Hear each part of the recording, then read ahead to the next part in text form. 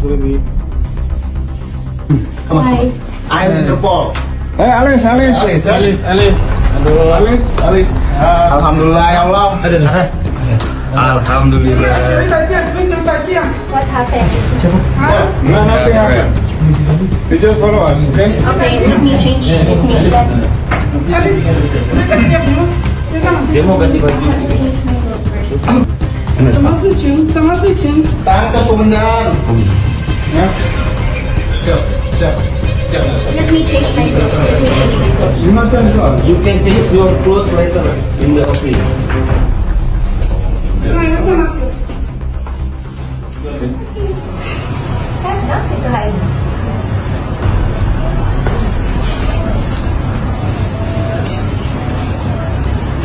Okay.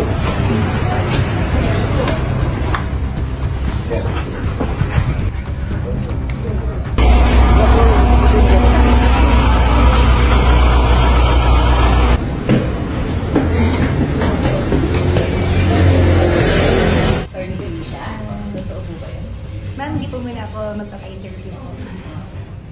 Ma'am, by boat ka ba, by plane? Umalis sa Sir, hindi po muna Pilipinas. ako magpapa-interview po. Kahit yun lang, by boat o by plane? Kasi Thank you. may hindi naniniwala na by boat. Thank you. Ito ang latest update kay dating Bamban Tarlac Mayor Alice Goo na di umano'y nasasangkot sa mga iligal na aktibidad sa ating bansa. Nakabalik na ng Pilipinas ang dating alkalde ngayong araw September 6, pasado 1:00 ng madaling araw kanina, nang lumapag sa isang private hangar sa Pasay City ang charter flight na sinasakyan nila Alice Goo kasama sina DILG Secretary Benhur Abalos at PNP na sila ring sumundo kay Alice Goo sa Indonesia.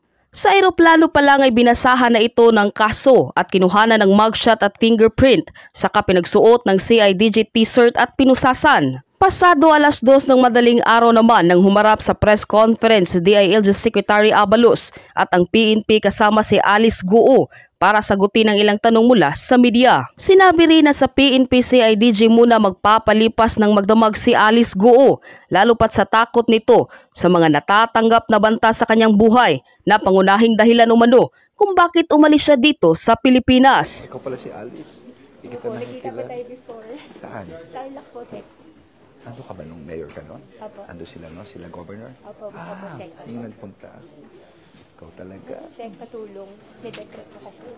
Di bale, basta importante. Totoo, tingnan Opo, Sek. natin Opo. ito. Ha? Kaya nga, kumuha na kami ng private plane dito para maano. Kasi ako tingin ko, para ngayon Chinese.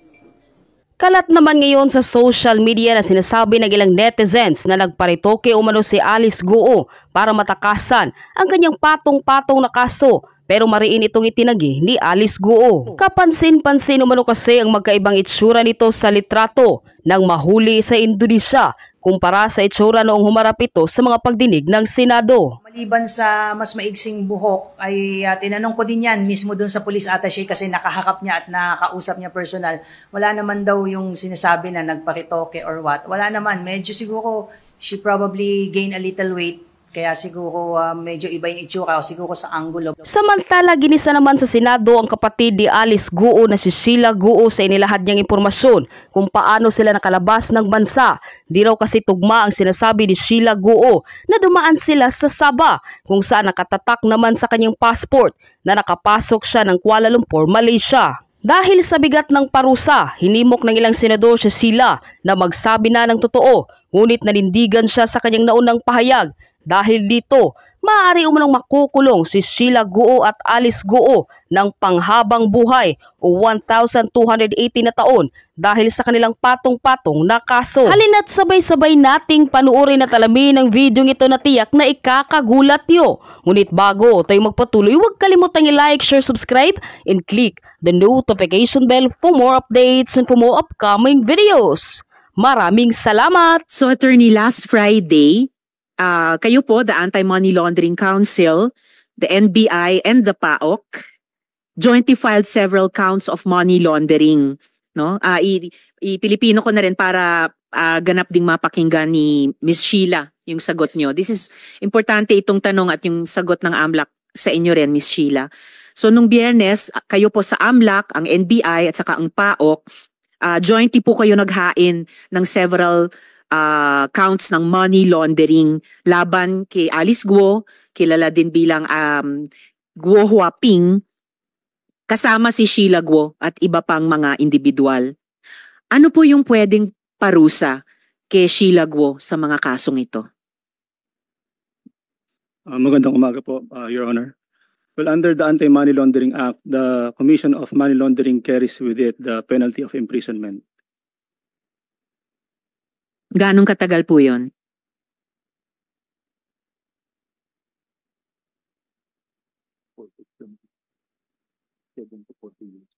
For Section 4A, B, and C, up from 7 years to 14 years, Your Honor. From 7 to 14 years per count. That's correct. Ilang counts ang finailaban kina Miss Sheila at yung iba pa? There are 87 counts, Your Honor. 87 counts. So kahit yung lower end na 7 taon, kasi ang kapag na-convict po kayo, Miss Sheila, kasama si Guo Huaping at yung mga 28 pang ibang tao, 7 to 14 years ang parusa ng pagkabilanggo.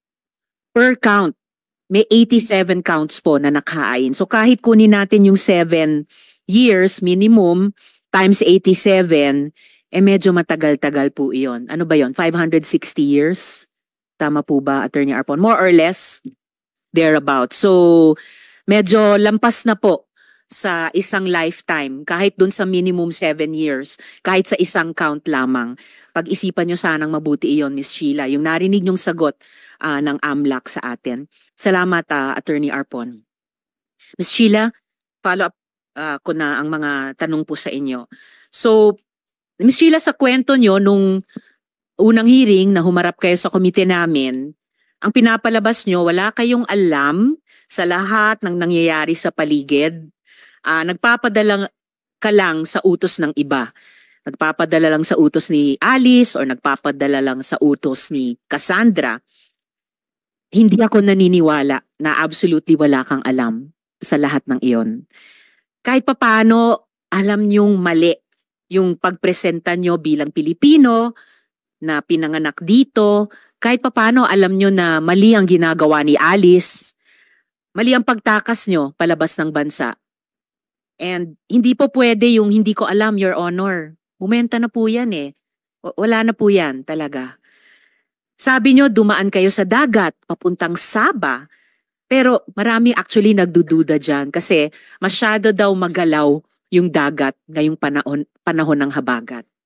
Masyadong malakas yung alon sa dagat mula rito hanggang Sabah. Kung totoo na dun kayo unang pumunta at may duda ako dyan. At ngayon, naaresto na nga si Alice and sa totoo lang, Miss Sheila, pwede kanyang ilaglag. So isipin nyo rin po yun. Handa ka na bang magsabi ng totoo sa amin, Miss Sheila?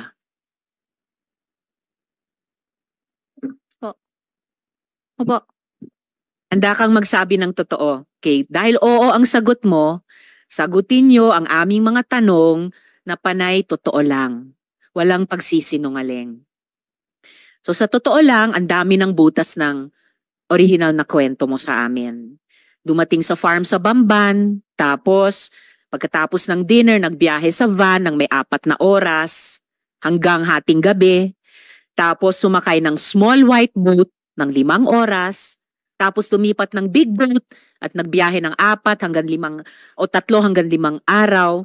Tapos napadpad sa Siemben na. Sa English ay Semporna. Yung Semporna na yan nasa Sabah, Malaysia. Kung talagang sa Semporna kayo pumunta. Ang hirap paniwalaan actually na 3 kayo, ni na Alice, bilyones ang pera ninyo, pinaghahanap ng buong bansang Pilipinas, i-expose nyo ang sarili nyo sa ganyang delikadong biyahe sa dagat. Kaya, bibigyan kita ulit ng pagkakataon, magsabi ng totoo. Kino-confirm mo pa rin ba yung komplikadong rutang iyon na kwento mo sa amin nung unang hearing? Or sasabihin mo, aaminin mo na kwento-kwento lang yan? At sasabihin mo ba sa amin ano yung totoong paraan na lumabas kayo sa bansa. At huwag niyong kalimutan, Miss Sheila, itatanong na rin namin ito kay Alice sa Lunes. Opo. Totoo po. Totoo lahat ng kwento mo sa amin Opo. noon? Sabihin mo na dito sa amin dahil pwede ka talaga mahuli kung nagsisinungaling ka pa rin. Anong sinakyan niyo nung bumaba kayo mula sa van? Ano po? Galing sa Bamban, sumakay kayo ng van ng ilang oras hanggang hating gabi pagkatapos ng hapunan. Pagbaba niyo sa van, saan kayo sumakay? Sa isang pier. Sa isang? Isang pier ata. Matidim kasi gabi na po. Sa isang pier. Saang pier kayo sumakay? At hindi ako maniniwala na hindi niyo maalala yung basic details nito. Hindi ko talaga alam yung lugar Saang po. pier yan? Sa Jumalig ba yan? Sa Quezon? Sa Hindi ko- Batangas ba? hindi Sa ko alam Sambales kung tulad saan ng po eh. tinatanong ni Sen JV? Sa Palawan? Saan? Ang alam ko kasi pagpuntang dumaan kami sa Manitawag ng toll gate papunta Skyway. Dumaan kayo saan? Sa toll gate na Manitawag. Balintawak? Pagpuntang Skyway. Pagpuntang Paakit Skyway. Tapos, Diretso na yun. Hindi ko alam kung saan na yun. Yung So, lugar na yan. southbound. Siguro, hindi Mula ko Tarlac, sure. dumaan Hindi kayo ko sa sure. Bulacan. So, pa-south. So, papuntang Batangas, southern Luzon. Hindi ko alam kung saan o saan. Basta alam ko, Akit Skyway. So, pero malamang, kung galing ng Tarlac, dumaan ng Bulacan, pababa. Hindi naman magto-trouble bumaba ng Bulacan, U-turn, pa-norte na naman. So, Ay, pa-south hindi ko- kayo. Hindi ko alam. Hindi, alam na namin yon. Yung buong fishing, yung malaking fishing boat, sabi mo, 4 na araw ang biyahe nyo doon. Na mahirap paniwalaan sa panahong maalon ngayon. Oo. Tapos yung baba nyo, sabi mo, sa Chinese ay Siemben na. Do you still swear that under oath, Miss Sheila? Ano po? Nanunumpa ka pa rin ba na pagkatapos ng ilang araw ng biyahe sa dagat na sinasabi mo, sa Siemben na kayo bumaba? Pagdating, bago sa Sempen na, may isunto sa amin yung isang small na maliit ng ng pool. Mhm. Bago lating sa Sempen na. Okay, so pero na ini-insist nyo pa rin sa Siemben na kayo bumaba eventually. Sabi tanong kasi pagdating doon, tanong ko kay Wesley kung saan tayo. Mm. Sabi niya Sempen na. Okay. Maaari mo bang i-describe sa amin yung itsura ng Siemben na yan? Hindi ko masyado kasi beach yata yun. Palang beach na may buhangin. Siyempre naman, beach, so may buhangin. Oo. Ano pa? Yun lang po kasi umaga na ata kami nating doon. Umaga. Wala So may naman. araw na. Ano pang nakita mong detalye ng wala- beach sa Siemben na? May tao pero hindi ka May kaunting... Palang turista ata yung tao na yun. Naalala mo ba kung natatakan yung passport mo? Kwento mo nga kung natatakan yung passport mo doon sa Siemben na. Natatakan ba nung pagdating nyo kaagad doon? Hindi po.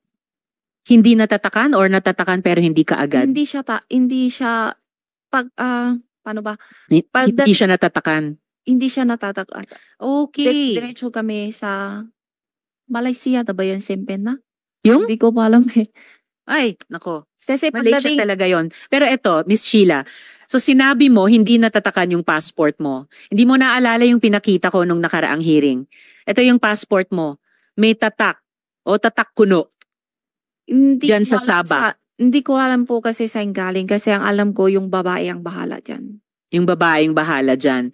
Pero ito, pinapakita ko sa inyo. Opo.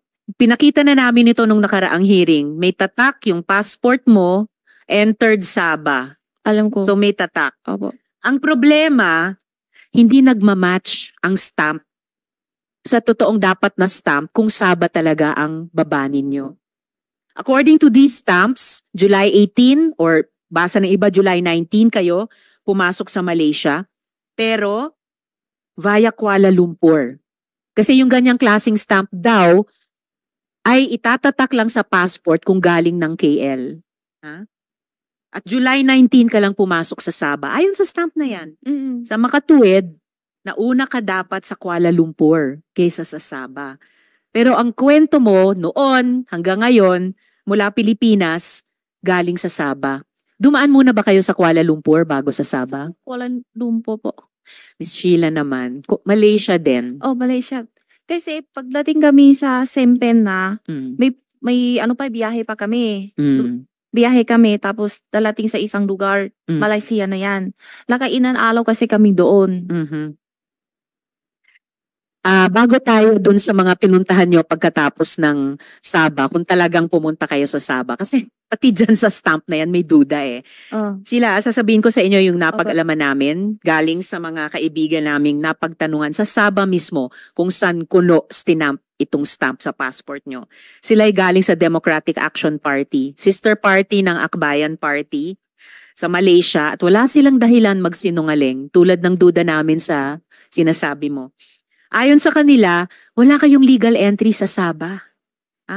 Pati yung stamp sa passport na nag-i-indicate na dumating kayo sa Sabah, fake daw yung stamp na yan. Kinumpara nila sa totoong stamp na dapat tinatatak sa Sabah.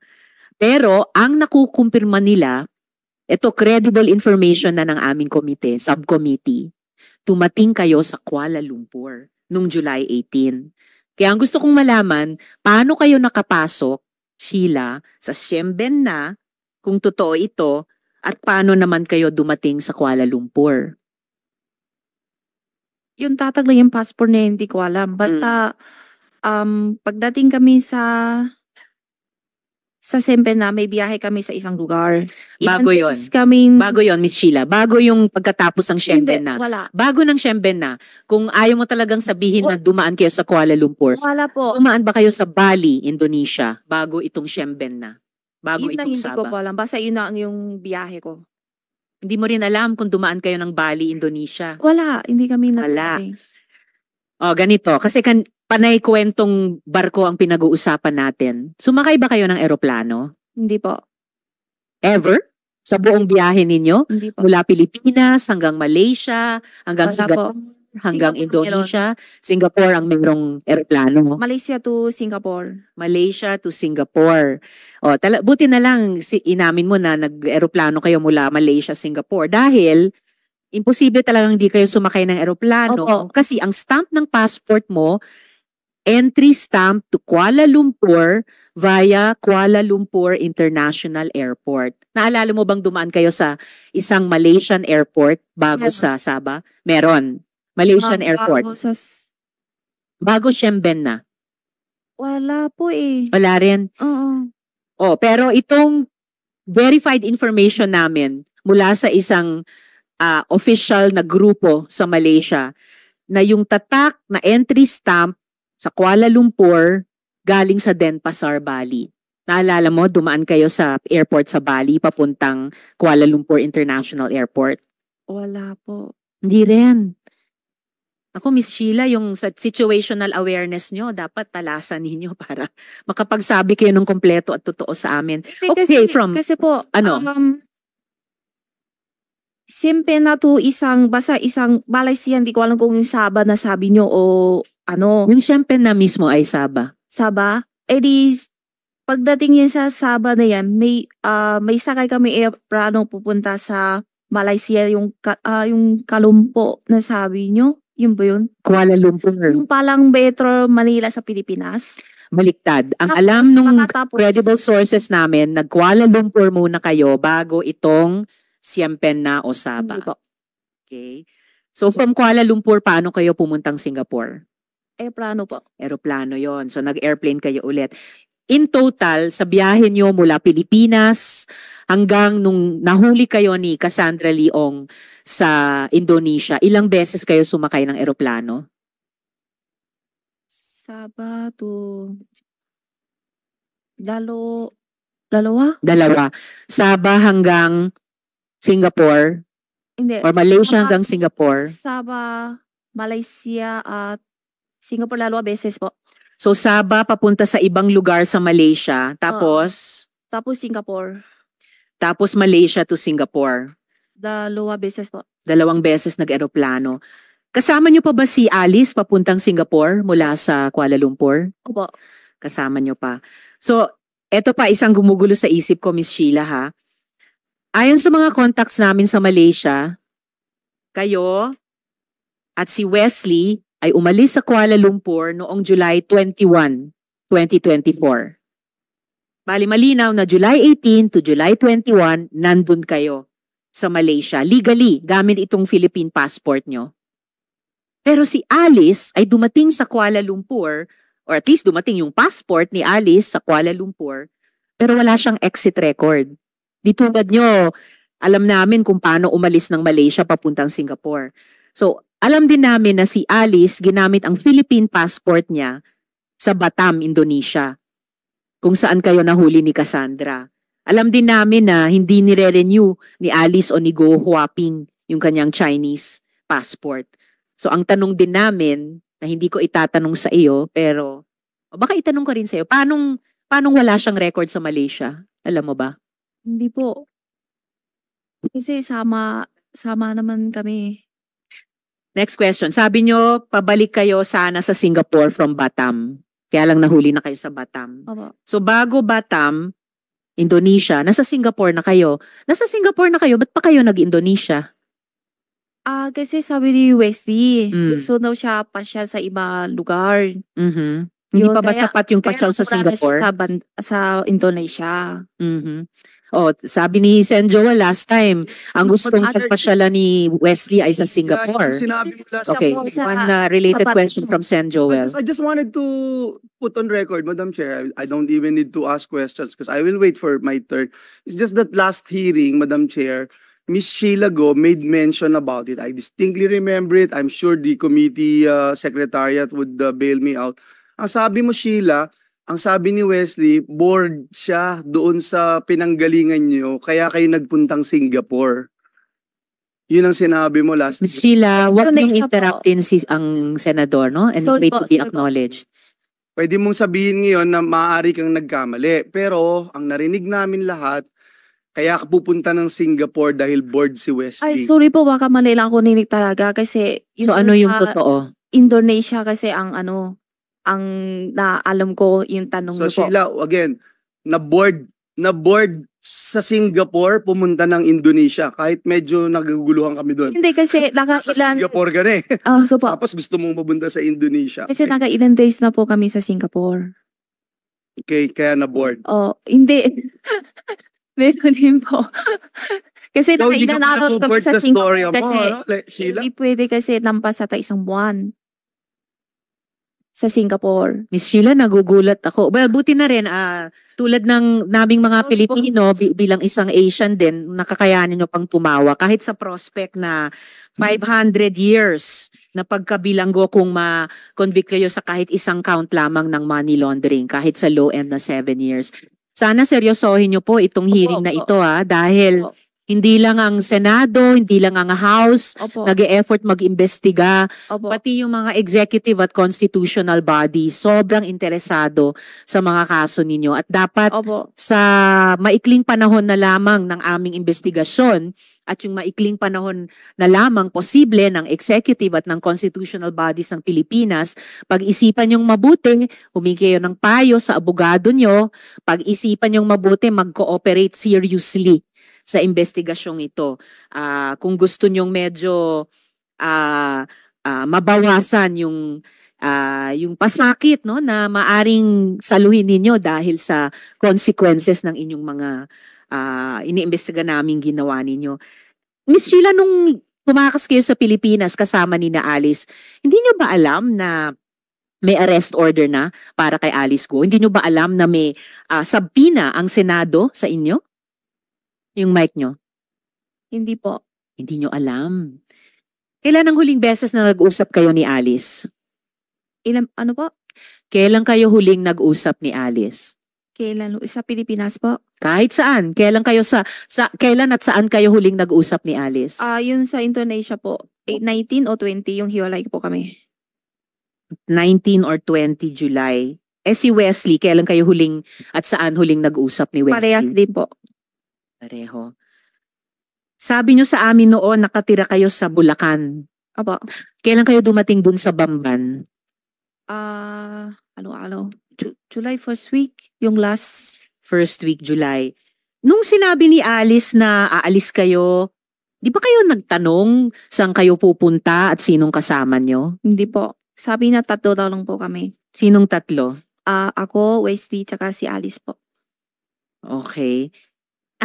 Hindi mo ba naisip na may connection yung pag-alis ninyo dun sa paghanap sa inyo ng mga otoridad?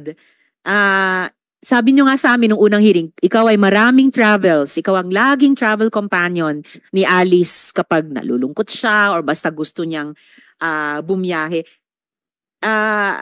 Siguro alam nyo naman na di karaniwang proseso yung dinadaanan nyo paglipat-lipat sa iba't ibang bansa. Hindi yon basta labas-masok lang, no? Alam nyong mali o iba sa ginagawa ninyo.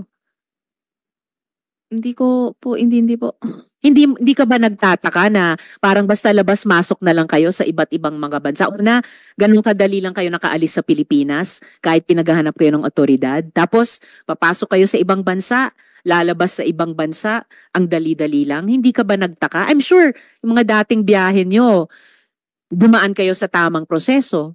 O kahit ba sa mga dating biyahe, labas-masok lang sa parang ordinaryong pinto ng bahay.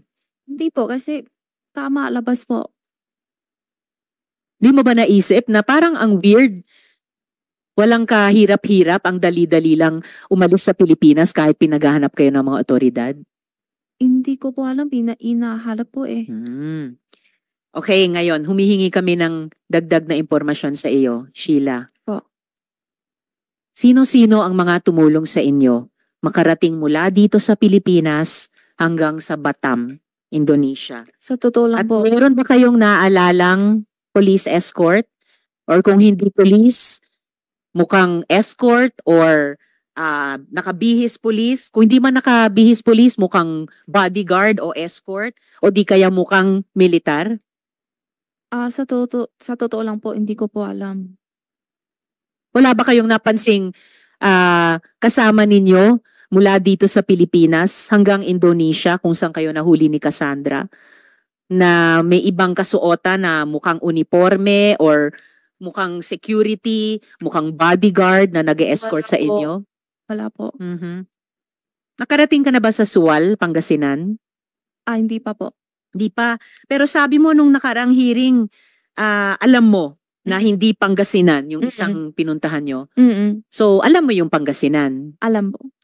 Saan ka na nakarating sa Pangasinan? Hindi ko alam kung sa Dagupan nata o Dagupan. parang Lagupan ng ano niya. May iba pa bang bayan ng Pangasinan kayo napuntahan na? Lagupan lang po ata. Ilang bayan sa Pangasinan ang napuntahan nyo na? Yun lang ang punta. Tsaka yung farm namin doon, hindi ko alam kung anong lugar. Po. Saan yung farm nyo sa Pangasinan? Hindi ko alam anong lugar. Basta alam ko lang Pangasinan. Sa Sual ba yung farm nyo sa Pangasinan? Parang hindi po ito pangalan. Hindi. Baka malaman natin in the next, may 2 slides akong ipapakita. Sheila, anong alam nyo sa Alicel Aqua Farm? Wala po. Okay. May ipapakita ako. DTI record ng Alicel Aqua Farm. Ikaw ang nakaregister dito na owner. Sheila, paalala under oath pa rin kayo.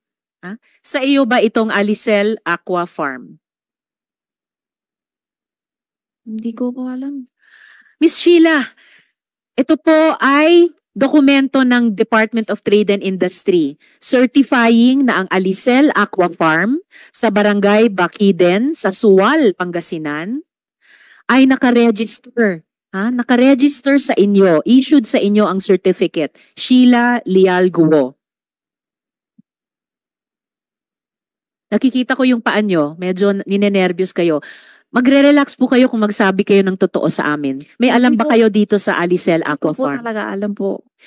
Paano hindi nyo alam to pero kayong nakarehistro dito sa issue ng DTI na Certificate of Business Name Registration? Baka ginamit ng ang pangalan ko po. Ginamit ang pangalan mo? Naku po, posible bang lumalabas talaga dito sa dokumentong ito? Pamilyar kayo sa Pangasinan kasi may business kayo dito ayon sa DTI mismo. O kaya ginamit yung pangalan ko na pang business lang po. Na hindi ko alam. So alam nyo itong business na ito? Itong Alicel Aqua Farm? Hindi ko po alam. Pero alam nyo na ginamit yung pangalan nyo sa business na ito? Siguro. Siguro. Siguro or alam nyo na ginamit ang pangalan nyo sa Siguro. business na ito? Siguro kasi hindi ko... Siguro. Ay, nako. Kilala nyo ba si Mayor Dong Kalugay? Si Mayor Dong kilala po. Kilala nyo. Paano nyo siya nakilala? Kinain kami sa isang restaurant. Nagkita kayo sa isang restaurant.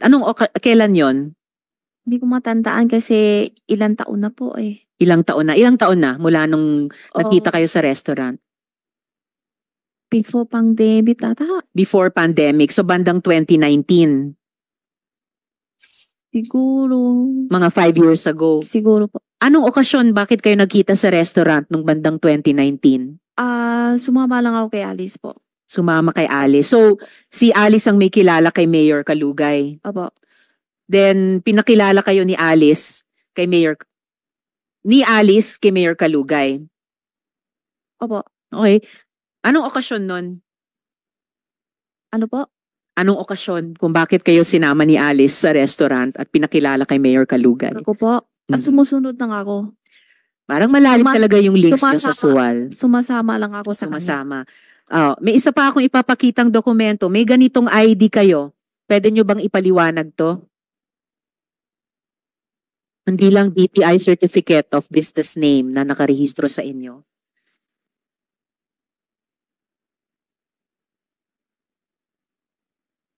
Sure. Okay, naghang lang pero may ipapakita akong ID ninyo sa suwal. ID issued to Sheila Lialgo. Habang iniintay natin yon, sa pagkakaalam mo ba, dahil ayan, ito yung ID nyo, Municipality of Suwal, Account Insurance Membership, Sheila Lialgo. Pwede nyo bang i-explain yung ID nyo yan? Sorry po kasi hindi ko po alam. Hindi nyo alam. Hindi May ko ID po po in-issue sa inyo, sa pangalan nyo at photo ninyo ang nakalagay.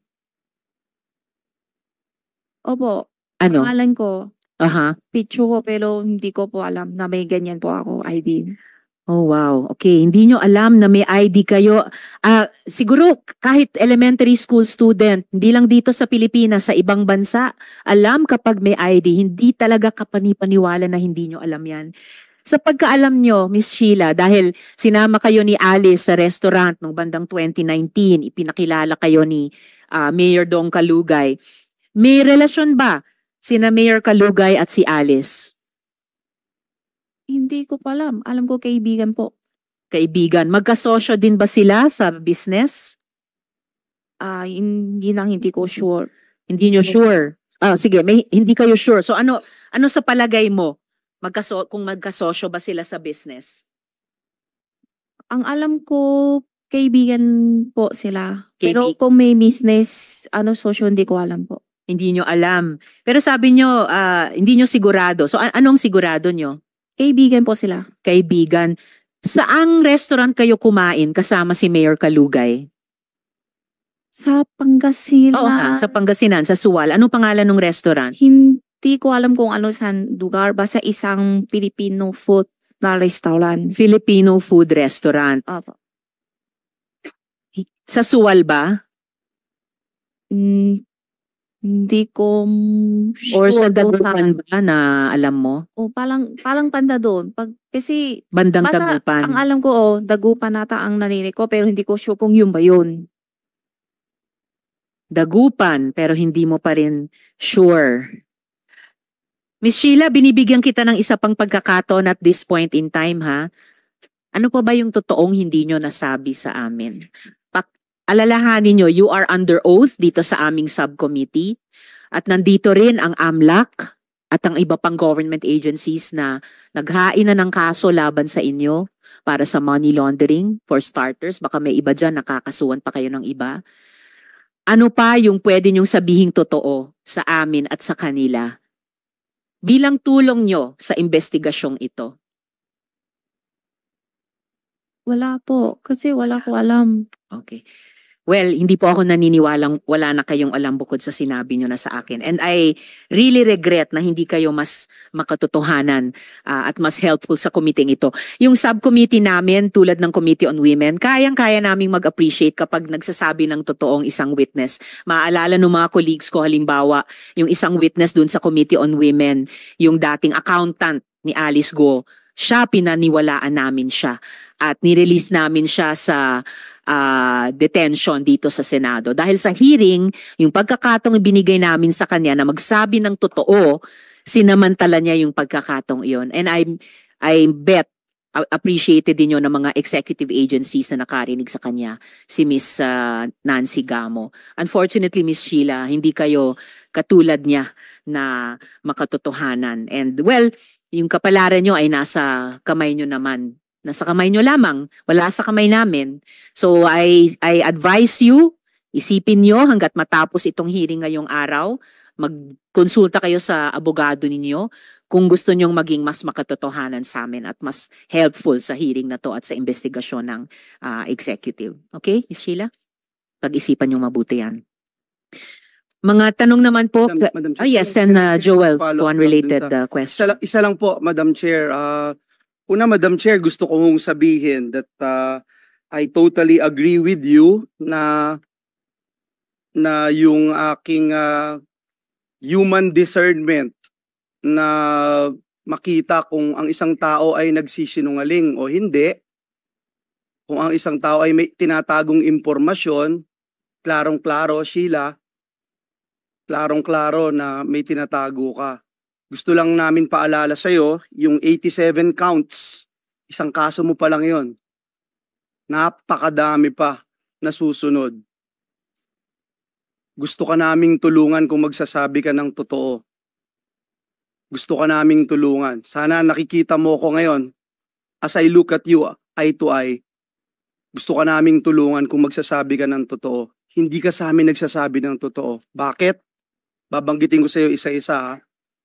Mula noong nakaraang hearing, sinasabi mo wala ka laging alam. Di ko alam yan, di ko alam yan, di ko alam yan. Hindi ka nagtatanong, hindi mo alam saan ka pupunta, etc. Pero, pagdating mo doon sa Saba, nagtanong ka na kay Wesley, nasaan na tayo? Okay? Nagtanong ka. Pero, Sheila, kami ba mapapaniwala mo? Mapapaniwala mo kami na 5 oras bumiyahe ka sa van, hindi ka nagtatanong? Sumakay ka sa small boat ng ilang oras ulit, 5 oras, hindi ka nagtatanong. Dun sa big boat na ilang araw kang nandun, hindi ka pa rin nagtatanong. Sumakay ka ulit ng small boat, hindi ka pa rin nagtatanong. Tapos sasabihin mo sa amin, pagdating mo dun sa Saba, after so many days of traveling, dun ka palang magtatanong. Gusto mo maniwala kami sa'yo? Pangalawa, binanggit mo kanina doon sa Pangasinan, farm namin. Exact words mo, farm namin, Madam Chair. Yun ang sinabi mo, farm namin. Pero wala kang masabi kung anong farm. Yung pinakita sa iyo ni Madam Chair, sasabihin mo, wala ka lang alam. Bakit? Kasi yun ang most convenient na pwede mong sabihin, wala akong alam. Pero Sheila, 2019, Madam Chair, natatandaan niya yung Filipino food na kinain nila bago magkaroon ng pandemya. Natatandaan niya lahat. Eh Sheila, may amnesia ka ba? Madam Chair, hindi ako naniniwala, Sheila, hindi mo kami po pwedeng bulahin na sasabihin mo wala ka talagang alam lahat. At lagi mo sasabihin si Alice ang nagdidesisyon sa'yo. Uulitin ko yung sinabi ni Madam Chair na kung pinapayagan mong gamitin ang iyong pangalan, kung sasabihin mo hindi mo alam pero involved ka sa mga criminal activities, madidiing kang husto. Ngayon, nasasabi mo, kilala mo si Mayor Kalugay. Pero noong last time na sinabi namin, meron ka bang kakilala mga politiko na tingin mo pwedeng tumulong sa inyo? Wala ang sagot mo, hindi mo alam. Pero ngayon may binanggit kang mayor. So isa lang ang itatanong ko, Sheila. Isa lang. Sino pa yung mga tumulong sa iyo na nasa gobyerno?